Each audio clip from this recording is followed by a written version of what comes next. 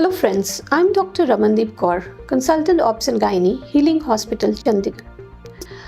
आज हम डिस्कस करेंगे एक ऐसा टॉपिक जो एपिडेमिक की तरह हमारी सोसाइटी में फैलता जा रहा है। ऑलमोस्ट हर पांचवी लड़की जो मेरी ओपीडी में आती है वो इस बीमारी का शिकार होती है। So we going to discuss PCOD, that is polycystic ovarian disease, या हम इसको कहते हैं PCOS, polycystic ovarian syndrome.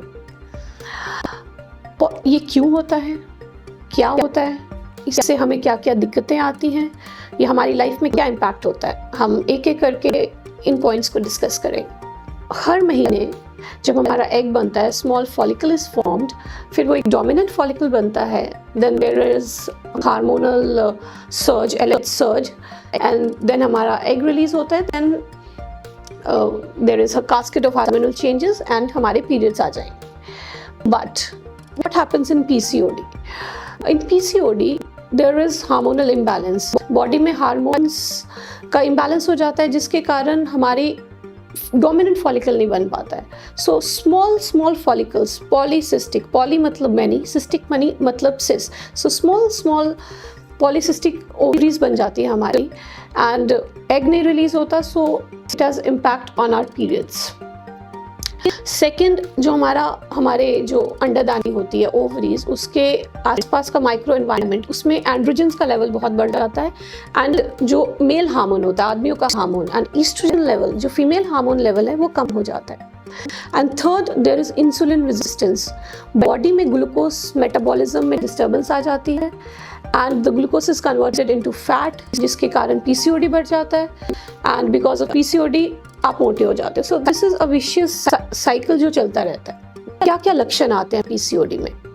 Because हमारे ओवुलेशन नहीं हो रही, सो हमारे पीरियड्स डिले होते हैं, 2-3 महीने गर्ल्स कंप्लेन करती हैं कि पीरियड्स नहीं आ रहे, एंड जब आते हैं they are heavy periods.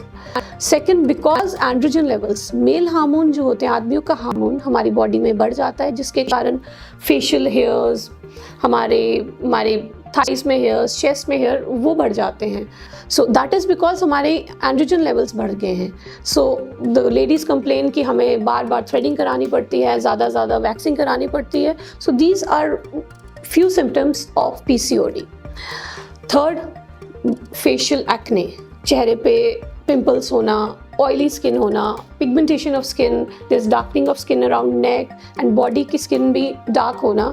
These are all because हमारी बॉडी के जो testosterone level, male hormone level, वो बढ़ रहा है।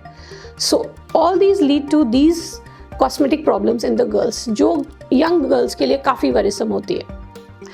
Then because of insulin resistance, हमारा ग्लूकोज मेटाबॉलिज्म एबनॉर्मल हो जाता है, and you are prone to diabetes, heart diseases in later stages of our life. PCOD क्यों हो रहा है, आजकल क्यों बढ़ रहा है? This is a lifestyle disease. First, हमारी sedentary lifestyle, we don't exercise. Most of the young girls, they have just sitting jobs, and there is lack of exercise. Second, junk food में toxins होते हैं, which is one of the factor in PCOD. Third, lack of sleep. Night shifts होने, या रात भर you just work on your mobile और laptops, so sleep deprivation, stress, so all these lead to this problem, that is PCOD. So what impact this disease has on various age groups? ये हर age group को effect करता है। इन young girls, periods की problem होना, in reproductive age group girls, there is problem to conceive because egg formation नहीं होती है। In ladies around 40s to 50s, there are chances of heart problem, diabetes, hypertension, and in old age, जो old ladies होती हैं, the chances of endometrial cancer, it increases. PCOD has increased risk of endometrial cancer.